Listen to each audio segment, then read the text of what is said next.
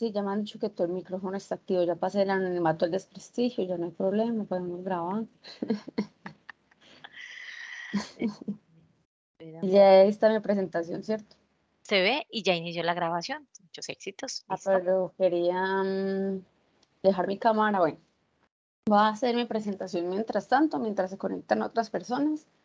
Y enseguida voy a apagar la cámara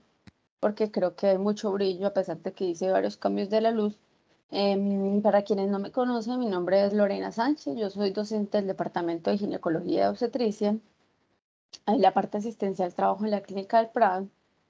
En este momento hago parte de un proyecto de endometriosis, el manejo básicamente de las pacientes con dolor. Buena parte de elegir ese tema es precisamente por ello. Y también hago parte pues, del grupo UNACER, que es un grupo de extensión de la Universidad de Antioquia. Yo creo que ya vamos a dar inicio.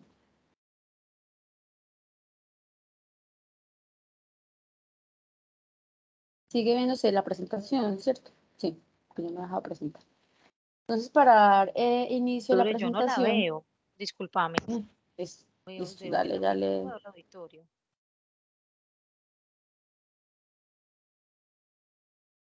Ahora sí. Sí. Sí. Listo. Entonces, como mencionaba, mi nombre es Lorena Sánchez, docente del Departamento de Ginecología y Obstetricia, y el día de hoy hablaremos de endometriosis, específicamente el rol de la microbiota, teniendo en cuenta que este es un tema que cada vez cobra más interés en muchos tipos de patologías, pero también obviamente en la salud en general. Pero como es un tema, digamos, en algo complejo debido a lo bioquímico de algunos aspectos, lo voy a dividir en tres capítulos, por así decirlo. Primero hablaremos unos aspectos generales del microbioma humano, después de endometriosis, lo que tiene que ver con inflamación, que nos conecta entonces con la disbiosis de ese microbioma. No hablaremos, y lo menciono para los estudiantes que están conectados, no hablaremos de endometriosis desde el punto de vista clínico, su diagnóstico y manejo. Esto, digamos, va a seguir siendo y lo van a seguir manejando como ustedes verán en sus seminarios, porque lo que veremos hoy es una apertura a un nuevo tema que está todavía en investigación, que pretende darnos nuevas herramientas de manejo para estas pacientes que son muy complejas a veces por la dificultad del manejo y la heterogeneidad del dolor, pero que todavía sigue siendo un campo de investigación y específicamente lo que tiene que ver de microbiota y salud sexual y reproductiva, un tema en el que apenas hace pocos años se vino investigando. El microbioma humano, como he mencionado, pues digamos que cobra mucho interés en la medida que se empieza a descubrir que contenemos más células de microorganismos que células humanas, de ellas no solo bacterias, sino también hongos,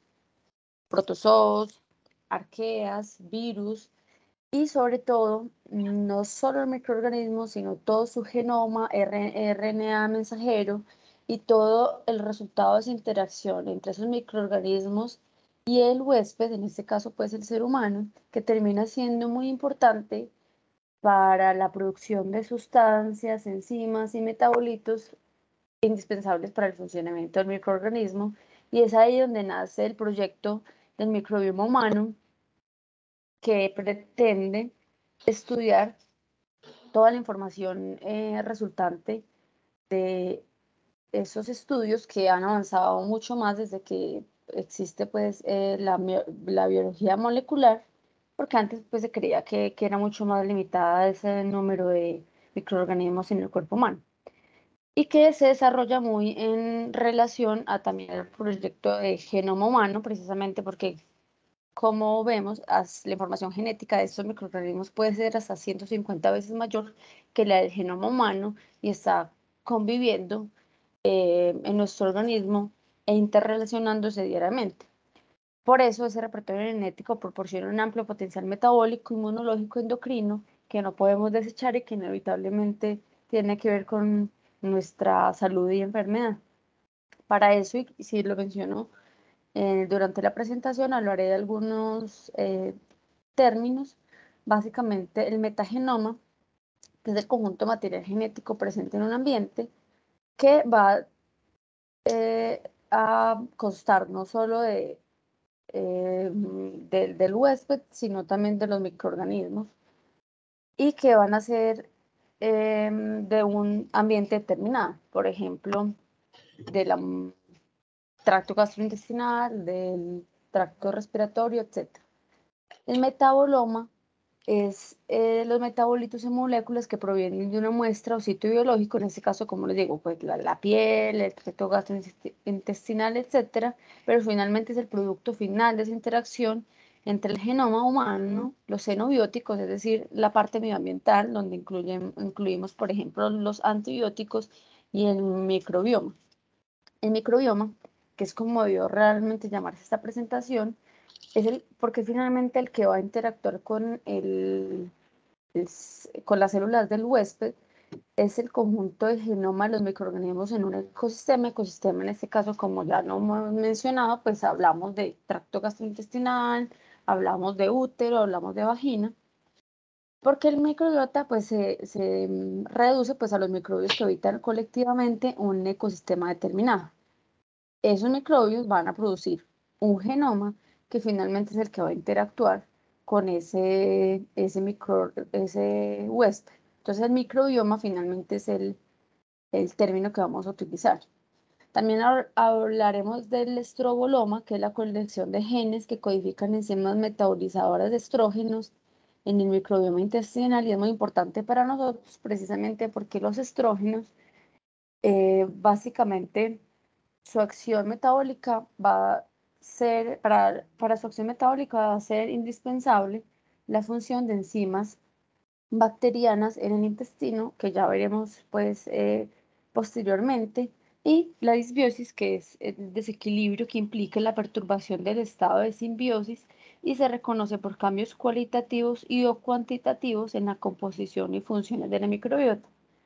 Hablar de esos cambios cualitativos y cuantitativos ha sido difícil definirlo, es decir, cuántas bacterias en número o porcentaje debemos tener, pero lo importante es que ese cambio genere una alteración en las funciones metabólicas normales de ese huésped y generen enfermedad. En ese sentido, digamos que en el microbioma humano, dentro de todas esas millones de bacterias que contenemos, la mayoría van a ser del filo Firmicutes y Bacteroidetes. De las primeras tenemos hasta 200 géneros, que la mayoría van a ser del género Clostridium, distinto al difícil, y Bacteroidetes, que la mayoría van a ser Bacteroides y Prebotella, que son los que van a estar principalmente encontrados en la microbiota intestinal, que es donde principalmente se tienen los estudios del microbioma humano, y que estos van a estar determinados por principalmente, bueno, acá me faltó una cosa importante y es la forma de nacimiento y la dieta en los primeros años de vida, obviamente el resto de la vida, pero los primeros 5 años son muy importantes, el estrés, el estilo de vida, y en ello pues esa dieta, los antibióticos y otros tipos de xenobióticos como los tóxicos ambientales como el BPA, el plomo, etcétera, factores genéticos, entre otros. Como les mencionaba, entonces es muy importante hablar pues que desde el nacimiento empezamos a colonizarnos principalmente en el tracto gastrointestinal, respiratorio y demás, desde el momento en que pasamos por el canal del parto, o bueno, o vía cesárea. Eso va a hacer algunos cambios en la flora que ese bebé va a tener, pero que puede ser transitoria la diferencia entre los bebés que nacen vía vaginal versus vía cesárea, o sea, la diferencia entre el tipo de bacterias que los em, colonizan, porque el que va a ser muy determinante es la dieta que van a recibir en esos primeros 6 meses. Y quiero hacer énfasis acá, precisamente pues porque nuestra función de recomendar la lactancia exclusiva en esos primeros 6 meses además de todas las otras cosas que ya sabemos, es porque la lactancia o la leche pues humana va a permitir que precisamente sean bacteroidetes, firmicutes, proteobacterias, que son las bacterias normales dentro de nuestra flora, las que colonicen ese tracto gastrointestinal, porque son bacterias que van a producir o van a sintetizar ácidos grasos de cadena corta que van a fortalecer el enterocito, las uniones intracelulares, el trofismo de esa mucosa gastrointestinal, la producción de inmunoglobulina A y en términos generales el que le va a permitir a ese neonato tener un sistema gastrointestinal sano y colonizado por unas bacterias que ahorita, digamos, podemos considerar sanas, a diferencia de un neonato que es alimentado de otra manera. Entonces, digamos que eso va a ser muy importante para la salud intestinal de ese recién nacido. Ahora bien, y eso es tema para otro día, imagínense entonces un bebé que nace pretérmino, va a la UCI, no lacta y que además recibe 2 o 3 meses de antibióticos por alguna enfermedad. ¿Cuán diferente va a ser su metabolismo y su flora en general, no solo intestinal, versus un bebé pues que va a lactar, ¿cierto? Y también porque se establece que más o menos una vez el bebé empieza a introducir alimentos sólidos, se da otro cambio importante en esa microbiota, pero que es un cambio necesario en la medida que se introducen alimentos sólidos, se diversifican esa flora em,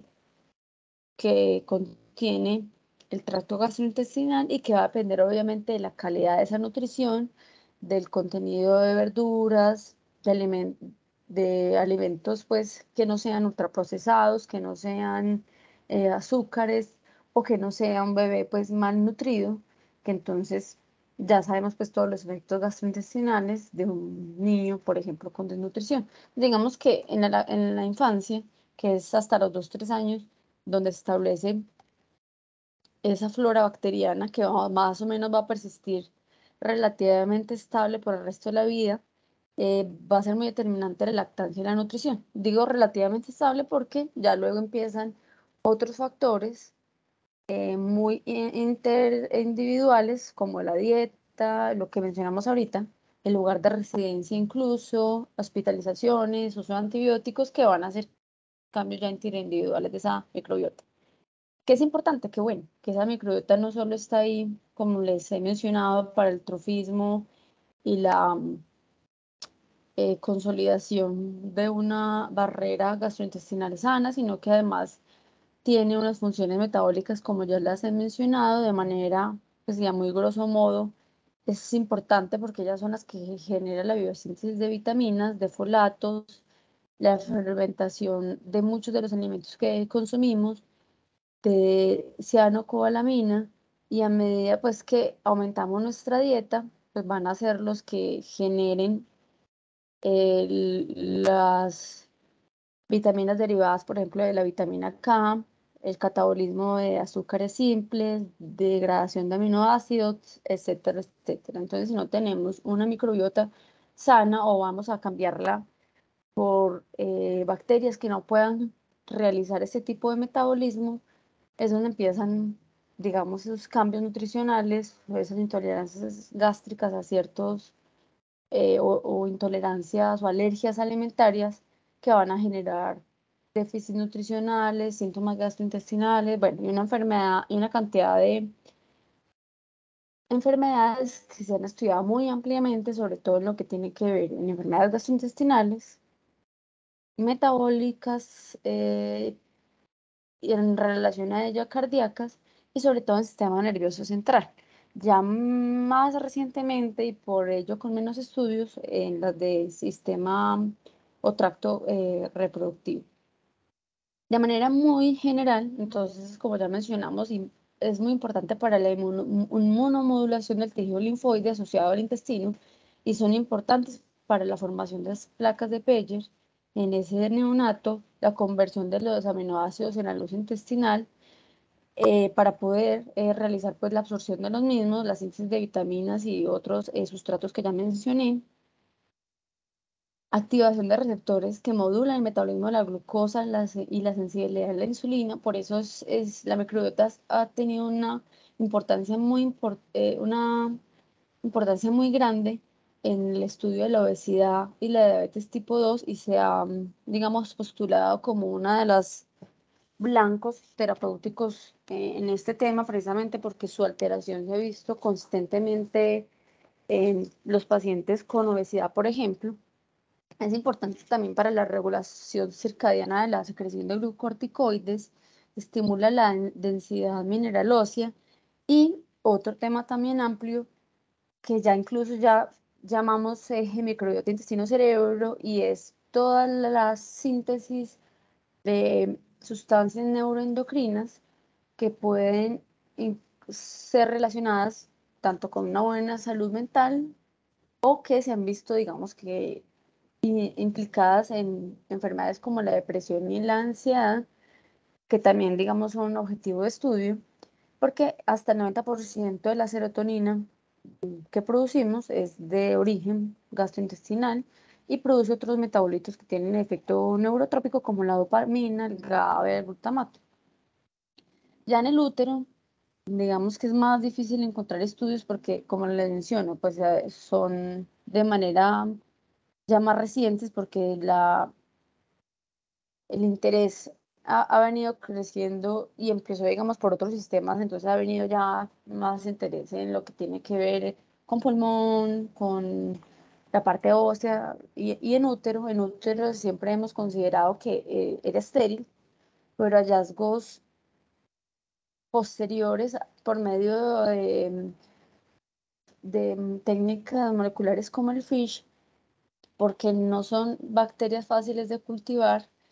se han obtenido que en el útero se pueden tener, como les mencionaba ahorita, no necesariamente bacterias, sino genoma, RNA mensajero, y con unidades taxonómicas se ha podido, digamos, establecer que podemos encontrar en el endometrio básicamente especies tipo lactobacilos que tienen un comportamiento distinto al de la vagina, pero que son los predominantes en un 90% y ya otras bacterias no lactobacilos en ese menor porcentaje. También se han encontrado entonces en otros estudios que pueden haber gardnerelas, bifidobacterias, micoplasma, pero en general el consenso es que pudiera encontrarse lactobacilos en el útero cuando previamente pues considerábamos que era un ambiente estéril. En el tracto reproductor femenino, digamos que lo que mencioné ahorita, una de las cosas más importantes es que regula la cantidad de estrógenos circulantes en la medida en que el estrógeno conjugado llega al tracto gastrointestinal y es la beta-glucuronidasa de las bacterias la que conjuga el estrógeno en el tracto gastrointestinal y así es absorbido y llevado pues al torrente sanguíneo para hacer pues su efecto en diferentes sistemas. Por eso se ha definido que ese cambio en la microbiota, si hay bacterias que producen más o menos beta-glucuronidasa, pudieran producir estados de hiper o hipoestrogenismo. Además, porque la síntesis, como mencionamos ahorita, de ácidos grasos de cadena corta, como el acetato, propionato y el butirato, son importantes. En este último, por ejemplo, porque regula la síntesis de progesterona y estradiol en las células de la granulosa. Por eso, en términos generales, las disbiosis, como veremos ahorita, pues van a alterar pues, esta producción hormonal y ahorita hablaremos grosso modo de ello. Digamos que esta es una gráfica con mucha información, pero básicamente quisiera mencionar dos cosas de la disbiosis. Y es que, como ya mencionamos,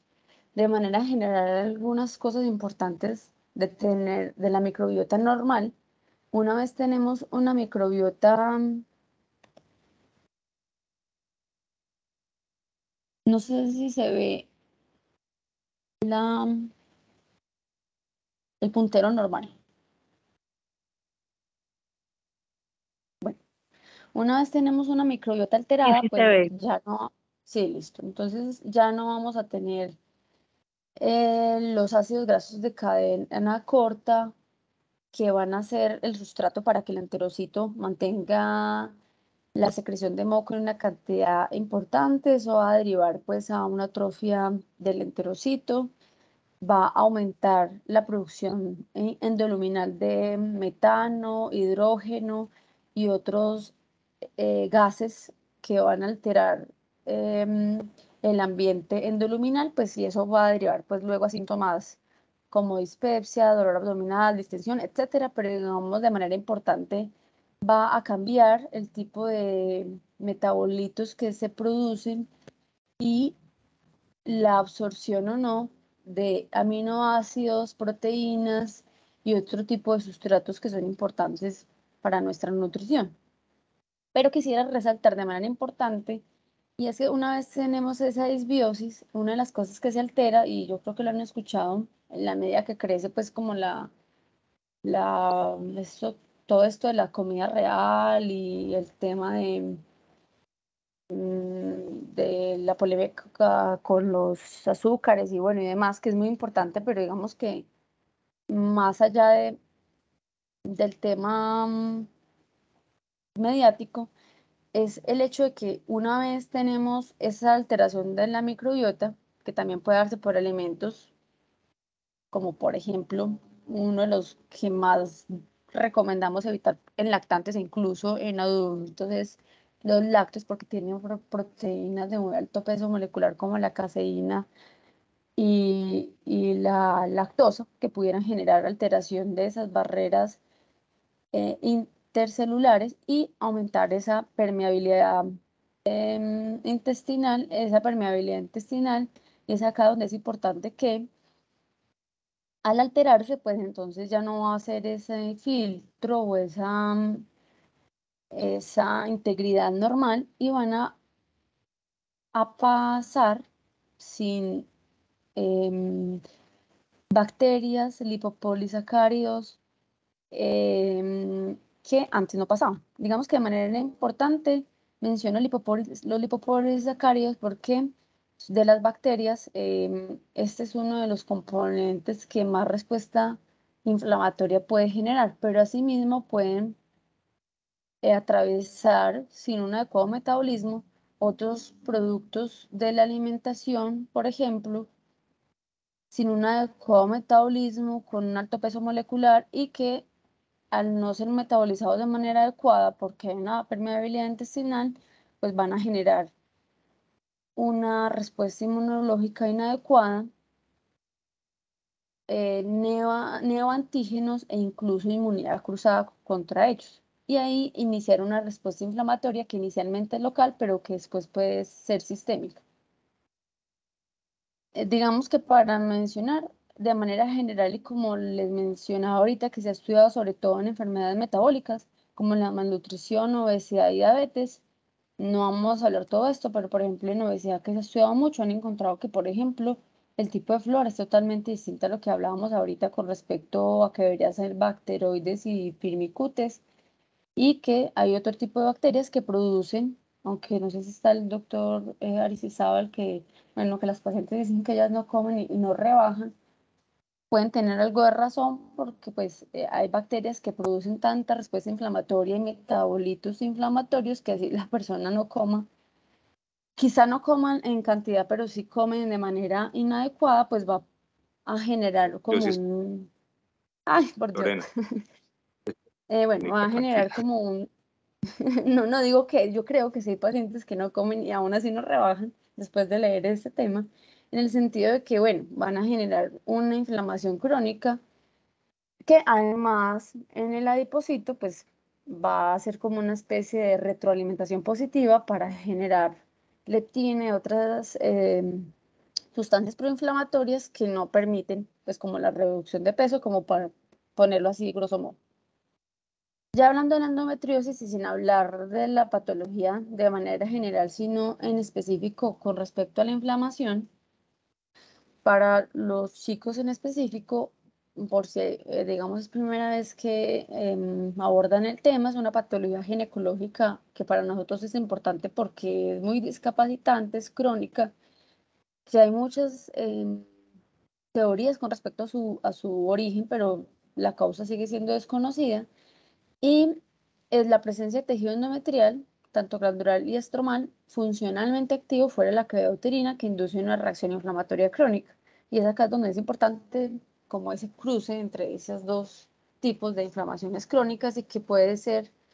tan prevalente como un 10%, que puede generar infertilidad en 50% de las mujeres, 60 y responde por 60% de aquellas con dolor pélvico crónico. Y una de las cosas importantes es que genera muchos años de discapacidad o de alteración en la calidad de vida porque el diagnóstico suele ser tardío y aún así después del diagnóstico una de las dificultades que tenemos es que a pesar de cirugías, tratamiento de llevar a la paciente a amenorrea, aún así muchos pacientes siguen con dolor. Y es aquí donde, digamos, partí del punto es que, bueno, entonces, ¿qué otras alternativas tenemos con una paciente que sigue quejando dolor, además de mandarla al especialista en medicina del dolor, bloqueos y demás? Porque además es una enfermedad con un amplio espectro en la presentación de dolor, con una respuesta muy variable a lo que menciono con respecto a la cirugía y el manejo médico. Por fortuna muchas responden, pero las que no se vuelven como un problema en el sentido que tenemos pocas posibilidades y a veces pues muchas de ellas tampoco desean manejo farmacológico y desean otro tipo de terapias. El espectro del dolor puede ser tan amplio como dismenorrea, dispareunia, dolor propio crónico, disquexia, sobre todo en los días de la menstruación, disuria, y es ahí donde es un problema, pues digamos, que incluso puede ser más prevalente lo que menciono en la diapositiva anterior. Y que tiene parecido, es, bueno, una vez está, de manera resumida, este tejido glandular, bueno, endometrial fuera de la cavidad uterina, que es donde ya está la inmunomodulación para ese tejido, porque pues es allí donde debe estar. Cuando está por fuera, en la cavidad peritoneal, se considera entonces que va a haber una liberación de sustancias proinflamatorias, principalmente interleuquina 6, 8, factor de necrosis tumoral. Eso va a reclutar una serie de células de respuesta como macrófagos, neutrófilos. eh, de manera inicial, esos macrófagos en su tipo activo van a exponenciar esa respuesta inflamatoria y a diferencia de otras mujeres, porque bueno, todas las mujeres en algún momento de la vida podemos tener esa menstruación retrógrada, que es la que lleva ese tejido endometrial fuera del útero, porque ese 10% no elimina ese tejido endometrial. Y es ahí, pues, digamos, donde puede haber, digamos, cierto rol de la disbiosis o de la inmunidad, pues en este caso. Los macrófagos en términos generales entonces expanden esa respuesta inmunológica y a diferencia de respuestas en otras mujeres, que lo que hace es fagocitar y eliminar ese tejido estromal, lo que hace es expandir esa respuesta inmunológica, seguir reclutando células tipo natural killer y células finalmente, células tipo T y B, que van a, en términos generales, a montar una respuesta inflamatoria que va a generar dolor, lesión de los tejidos con adherencias y distorsión de la arquitectura normal de las trompas, por ejemplo, em, y va a llevar, por ejemplo, a otras secuelas como la infertilidad. En los macrófagos en general se ha visto que ellos pueden tener una activación tipo M1 o tipo M2. En la M2 es como lo que les mencionaba, que es más inmunomoduladora y de fagocitar ese tejido endometrial de modo que esa respuesta inflamatoria se revierta, pero acá se ve que son persistentes M1, que es de expandir la respuesta inflamatoria. Tienen una disminución de la fagocitosis a diferencia de lo que ocurre en una respuesta inflamatoria normal. Promueve el proceso inflamatorio y el crecimiento de vascularización del tejido ectópico, promoviendo pues que su persistencia de manera prolongada. Las células natural killer van a tener, a diferencia de lo que normalmente debe ocurrir, una citotoxicidad reducida y una actividad que va a llevar a una actividad inmunosupresora que facilita la persistencia de tejido endometrial. Normalmente esa citotoxicidad reducida se genera cuando hay un ambiente muy alto en interleuquina 6 y factor de necrosis tumoral beta, como ocurre en la endometriosis. En los neutrófilos se encuentran de manera más elevada en pacientes con endometriosis, pero sobre todo en las fases iniciales. Y hay una fase como de preacondicionamiento porque se ha visto o se cree que, digamos, una vez llega una noxa, tipo el tejido endometrial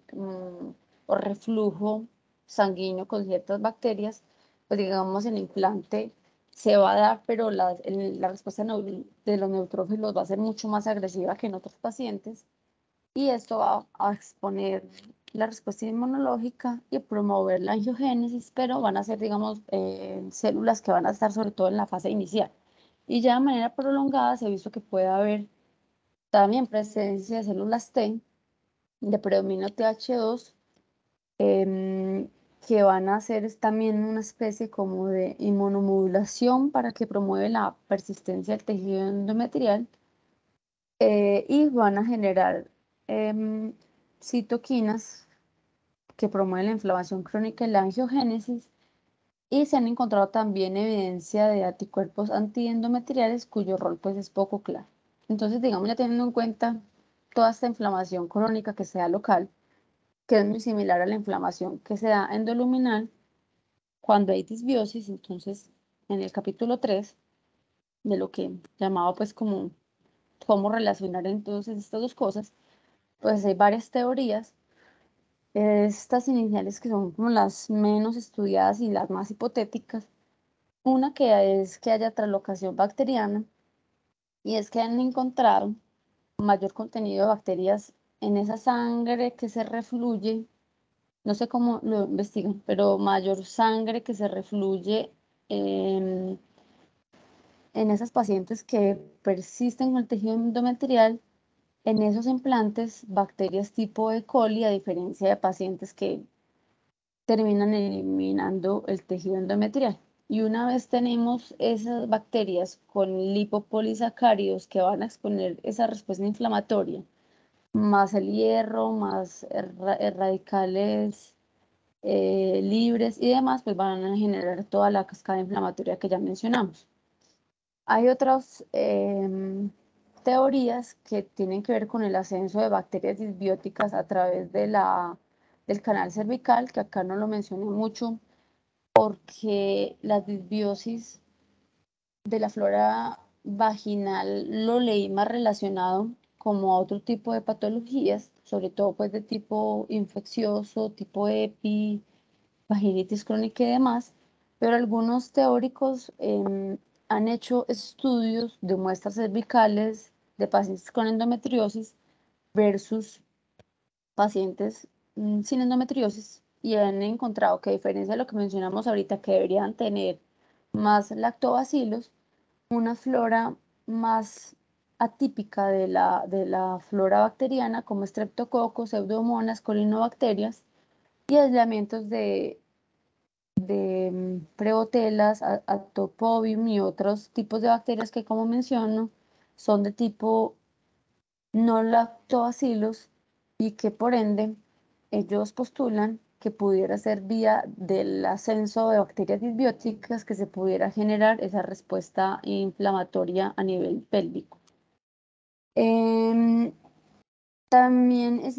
importante la alteración del estroboloma, sobre todo cuando uno habla de la un ambiente hiperestrogénico que facilita la persistencia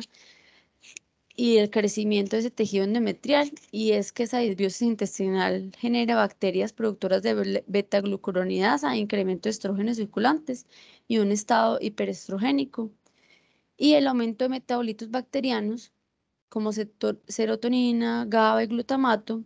que pueden generar un estímulo de neuronas GnRH, me faltó la H, que independiente de la retroalimentación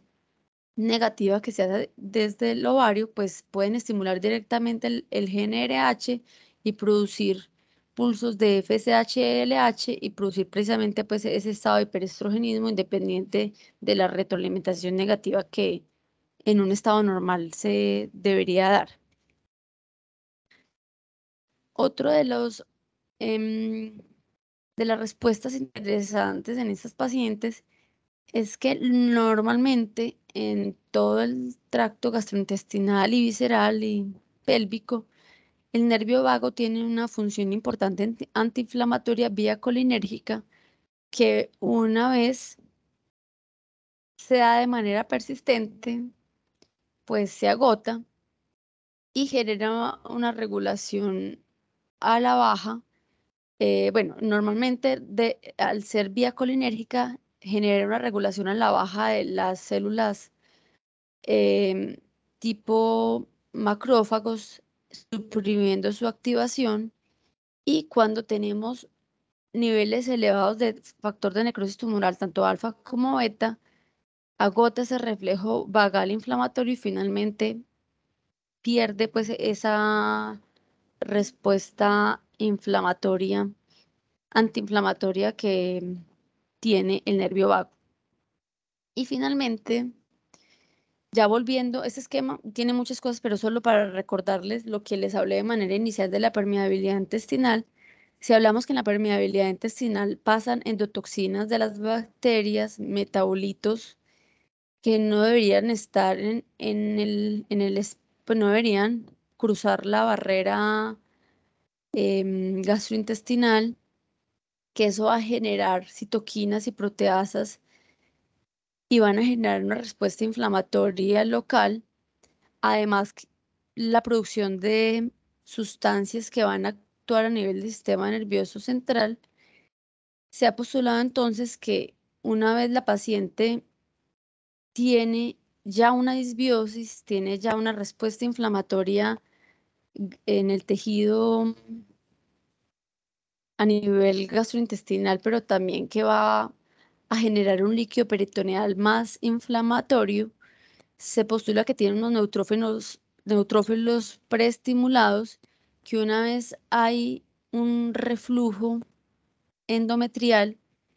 va a haber un reclutamiento a los sitios de inflamación de peritoneo mucho más rápido, con una respuesta inflamatoria más activa y mucho más exponencial,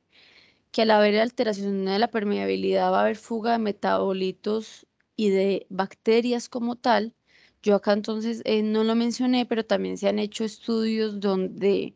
toman pacientes con endometriosis y cirugías laparoscópicas para otra cosa, por ejemplo, miomas y demás, y comparan el tipo de bacterias que se aíslan, y se han encontrado en pacientes con endometriosis más frecuentemente bacterias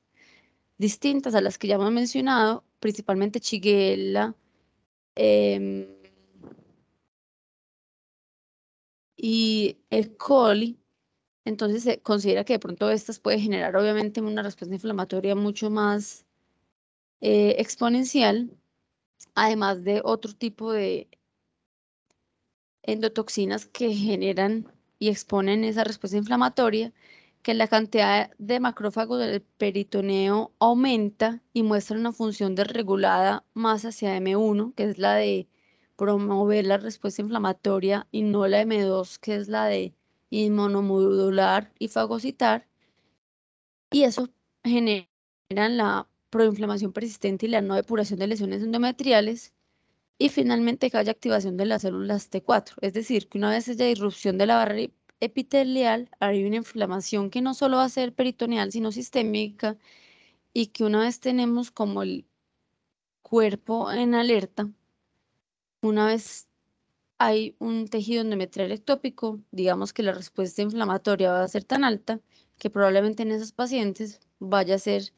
más persistente o vaya a haber mucha más facilidad de que ese tejido endometrial persiste y se forme una endometriosis que en una paciente que no haya disbiosis. Esto, como les menciono, es una área de estudio y es una teoría más que que esté hablando pues como una categóricamente pues algo ya totalmente comprobado. Por eso, digamos que quedan más preguntas que respuestas y la invitación a seguir investigando acerca del tema, sobre todo porque en la parte de salud sexual y reproductiva, el tema del microbioma y su relación con la salud sexual y la parte endocrina, pues es relativamente nuevo y queda, digamos, este tema abierto a la controversia de que tanto sí puede influir en el inicio o en la persistencia de la endometriosis de estas pacientes o incluso en las recurrencias y entonces, ¿qué pudiéramos hacer? No vengo a darles esa solución, pero al menos dentro de lo que uno más o menos sabe, bueno, entonces, por lo menos, y no sé si ustedes han notado que las pacientes con endometriosis usualmente son pacientes que también tienen problemas proinflamatorios y de barreras de permeabilidad en otras áreas, usualmente tienen síndrome de intestino irritable, migraña y otros síndromes dolorosos, es probable que entonces no solo requeramos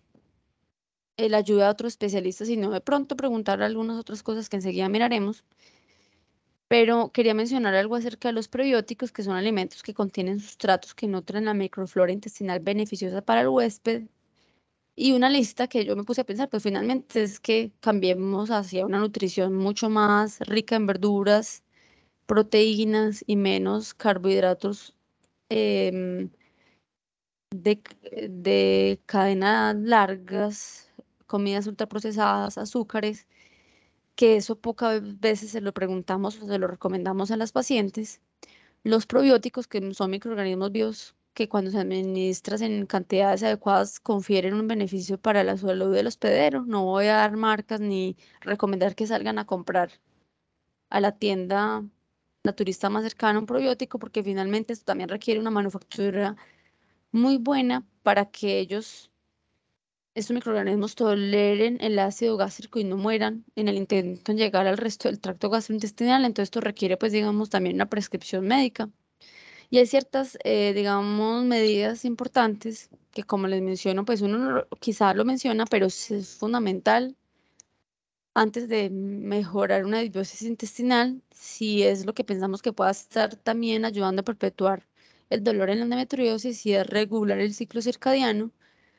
porque el cortisol persistentemente elevado también va a generar, pues, el aumento de las sustancias inflamatorias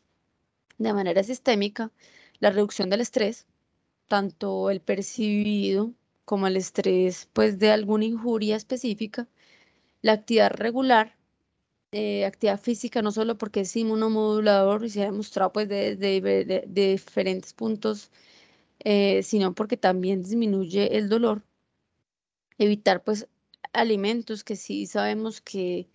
alteran la microbiota intestinal como el azúcar, los alimentos ultraprocesados, el tabaquismo, las bebidas azucaradas dentro de este primer ítem y lo que llamamos reparar y restaurar, que ya es tema pues como de otra conversación y es, bueno, si tengo una disbiosis intestinal, ¿qué hacer? Es, bueno, ¿qué nos llevó a la disbiosis? El uso de antibióticos de manera crónica, inhibidores de bomba de protones, una alimentación deficiente, malnutrición, etcétera, y restaurar que ya además, obviamente, como les decía, pues no podemos ir y comprar probióticos simplemente. Primero hay que hacer una recuperación de esa barrera gastrointestinal, sea mandar a la paciente al gastroenterólogo, nutricionista y demás, pero darle, digamos, como les menciono, al menos una mirada a qué pasa en ese sistema, lo que ahorita llamaríamos, sí, microbiota intestinal genitourinario que nos pueda estar haciendo persistentemente elevado una parte inflamatoria que no hemos mejorado y que requiere pues ya una atención y un examen clínico y una anamnesis más detallada. Esto pues era a grosso modo, pues digamos como les decía ahorita, la apertura a un tema que es muy nuevo, que todavía sigue siendo muy hipotético, pero que cada vez cobra más relevancia y que en este reparar, restaurar, me parece que es donde debemos, o más bien, a prestar atención a qué pasa en la parte gastrointestinal de la paciente, reparar otras cosas distintas a la endometriosis y evaluar más allá de la pelvis que otra noxa está generando inflamación crónica. Listo. No sé, espero que haya más comentarios que preguntas porque es un tema realmente, no sé acá, Joana, cómo hago ya dejé de presentar. Es que esto es nuevo para Sí, mí. sí, ya se ve el auditorio. Bueno, tengo una